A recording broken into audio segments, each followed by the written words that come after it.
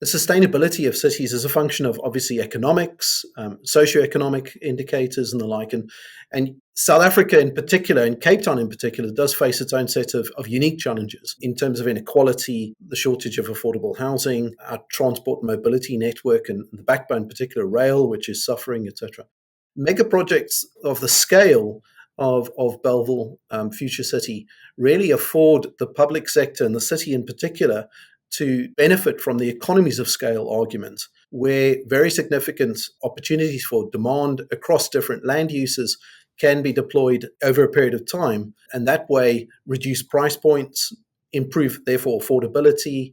Given their scale, they can also attract a different range of stakeholders to project implementation, attracting capital and resources, human resources, and the like into these projects. So I think scale and the economies of scale is a very strong underpinning of the rationale behind undertaking these sort of mega projects. They also have a very significant opportunities given that they touch on so many different aspects of city life. I've touched on housing, for instance, but they're also very significant investments in mobility, in public amenity and services, and the like. They also tend to be multi-generational.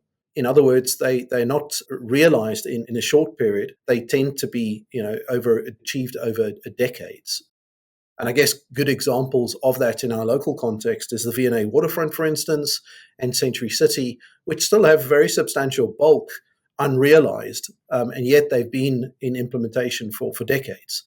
And you think about those two assets, the V&A, one of the largest or most valuable assets in the Southern Hemisphere, let alone South Africa or African context. So even when the underlying values are there, the market has a particular ability to absorb, and that in turn, I think, is a function then of the rate at which development occurs. Academic commentators would speak to sustainability of cities in terms of compactness and inner city development. The likes of Bellville as the second metropolitan node of the city, we're promoting more compact forms of development. Compact cities are more competitive cities. They're ones that attract talent, capital, and investment. And in the redevelopment or the regeneration of Bellville, we are promoting more compact forms of development, more mixed use. And that in itself, we believe, is a more sustainable form of development than, let's say, prevailing forms of development, which tend to be mono-use, dormitory towns, for instance. And Bellville, I think, realized has the potential, therefore, to reduce the demands on people needing to commute, to getting to and from work.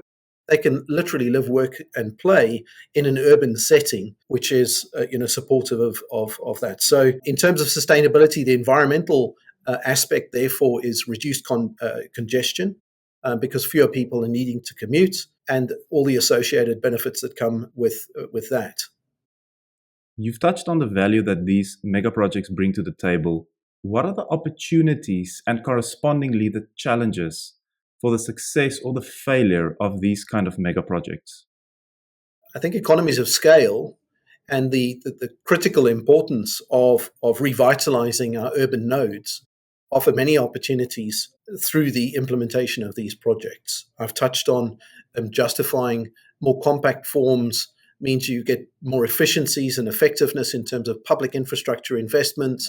There's less demand on reticulation services, for instance, because development is clustered around a geographically defined space. So you get fewer kilometers of pipes and wires in order to support or provide rather the capacity for these type of developments. So from a utility perspective, from a roads perspective, you also through these more compact urban forms that we're promoting through Bellville, you increasing the potential and the opportunity for non-motorized transport, cycling, pedestrian movements, higher utilization of amenity spaces, which warrants more investment in them and creating more significant investments in greener infrastructure, for instance.